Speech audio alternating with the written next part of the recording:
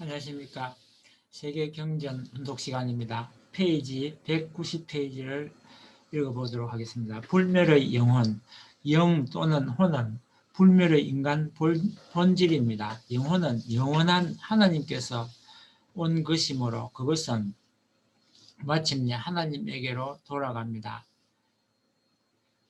한편 흙으로 만들어진 육신은 영혼을 감싸는 옷에 불과합니다.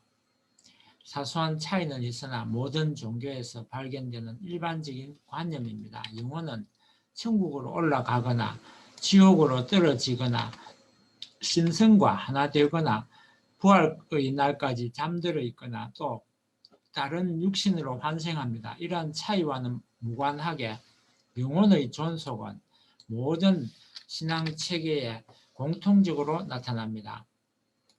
종교 경전들은 내세에서 영혼을 감싸고 있는 영적 몸에 대한 묘사를 포함하고 있습니다. 어떤 경전들은 그 자체의 형태와 구조를 지닌 영혼을 상정합니다.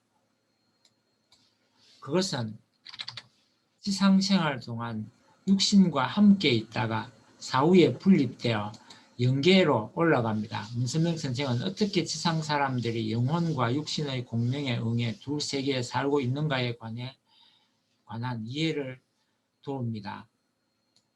이것은 영적 능력을 지닌 사람들이 어떻게 지상생활을 하면서 영계를 지각할 수 있는가를 말합니다. 영혼이 더 이상 육신에 묶여있지 않고 의지대로 자유롭게 여행할 수 있을 때 실로 사후에 그 날개를 답니다. 그럼에도 불구하고 지상의 삶은 천국에서 요구되는 완전한 영혼의 성품을 훈련하는 수련 장소로서 중요한 의미를 지닙니다. 다음 절에서 이 주제를 다룰 것입니다. 먼저 육신과 영혼에 대해서 읽어보도록 하겠습니다. 육신과 영혼. 기독교 창세기부터 읽어보도록 하겠습니다. 여호와 하나님께서 진흙으로 사람을 만드시고 코에 입김을 불어넣으시니 사람이 되어 숨을 쉬었습니다. 유대교의 산헤드린을 보겠습니다. 육체는 영혼의 집입니다.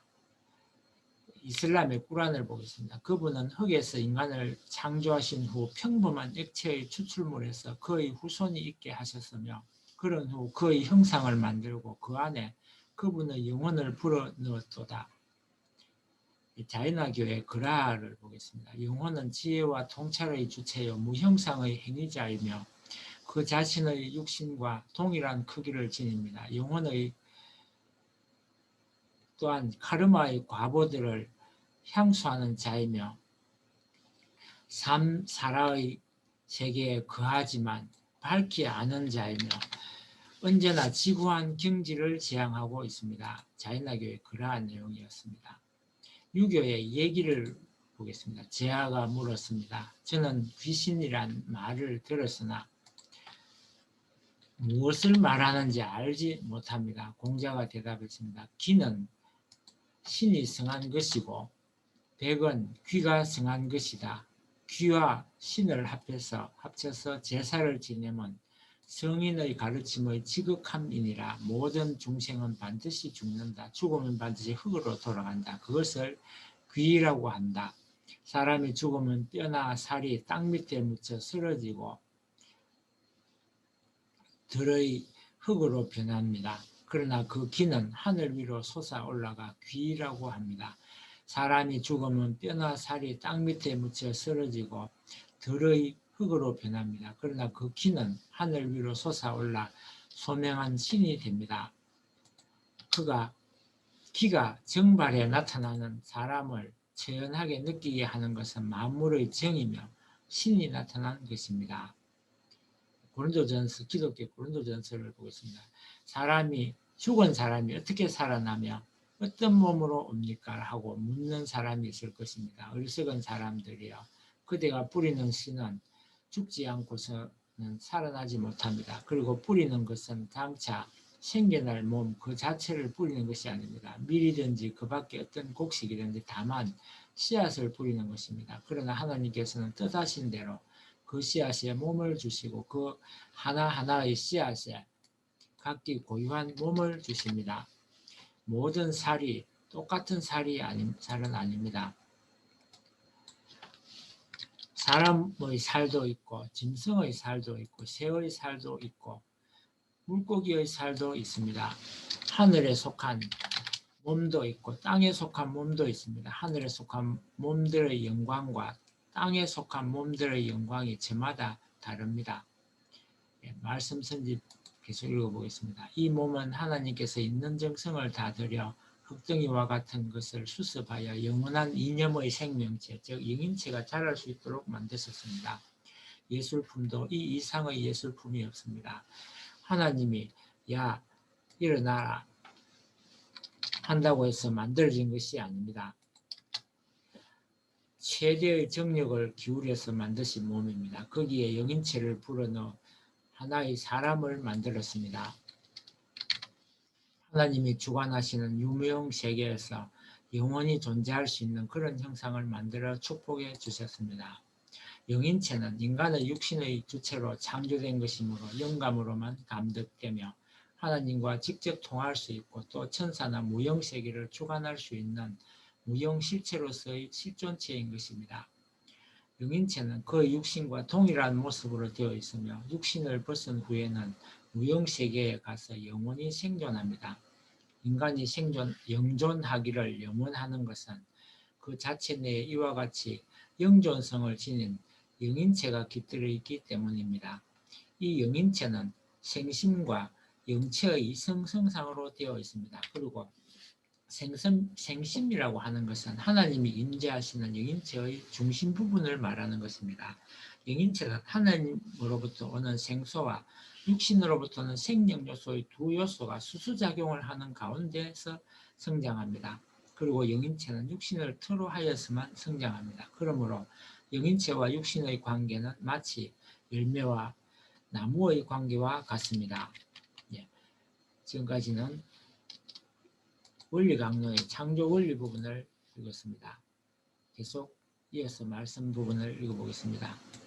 사람은 이중 구조로 되어 있습니다. 마음적 사람이 있고 몸적 사람이 있습니다. 그러면 마음은 도대체 무엇입니까? 마음은 종적인 기준을 갖고 있습니다. 몸은 무엇입니까? 행적인 기준을 갖고 있습니다. 이것이 본래부터 하나님의 이상적 기준에 있어서 하나님의 사랑을 받을 수 있게 된다면 종적인 마음에 하나님의 사랑이 울릴 때 행적인 몸은 다 느끼게 됩니다.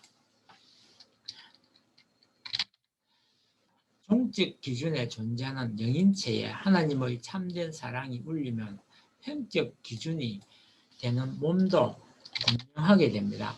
분명되게 되어 있습니다. 사람에게는 영적 사람, 통일교회에서 말하는 영인체가 있고 육신이 있습니다. 영인체 세포, 그것이 우리의 눈에는 보이지 않지만 존재하는 것은 똑같다는 것입니다. 영계가 우리 눈에 보이지 않지만 존재합니다. 그러면 영인체와 육신이 언제 하나 됩니까? 이것이 문제입니다. 이것은 음차와 마찬가지로 공명되어야 합니다. 음차에 하나를 울리면 다른 쪽을 진동수와 같게 공명시키는 것과 같은 이치로 하나님의 사랑이라는 작용이 우리의 마음에 오면 자동적으로 몸이 반응해야 합니다. 몸과 마음을 100% 공명시키고 되게 할 수 있는 꼰대로 몰아넣을 수 있는 것은 하나님의 지혜도 아니요 능력도 아니요 힘도 아니요 오직 사랑입니다. 몸과 마음의 세포가 있습니다. 영적 오간이 있고 영인체가 있다는 것을 알고 있습니다. 알고 있습니까? 내적 인간과 외적 인간의 세포가 공명해야 합니다. 영원히 살 수 있는 우리의 내적 사람과 지상천국에 살 수 있는 외적 사람이 사랑을 중심 삼고 공명할 수 있어야 합니다. 영인체와 육신이 하나님의 사랑을 중심 삼고 공명되어 울리게 될 때 비로소 영적 세포와 육적 세포가 완전히 작동하는 것입니다. 그렇기 때문에 눈이 그 작동을 할 때 눈을 뜨게 되면 천상천하, 지상천하가 다 보이는 것입니다.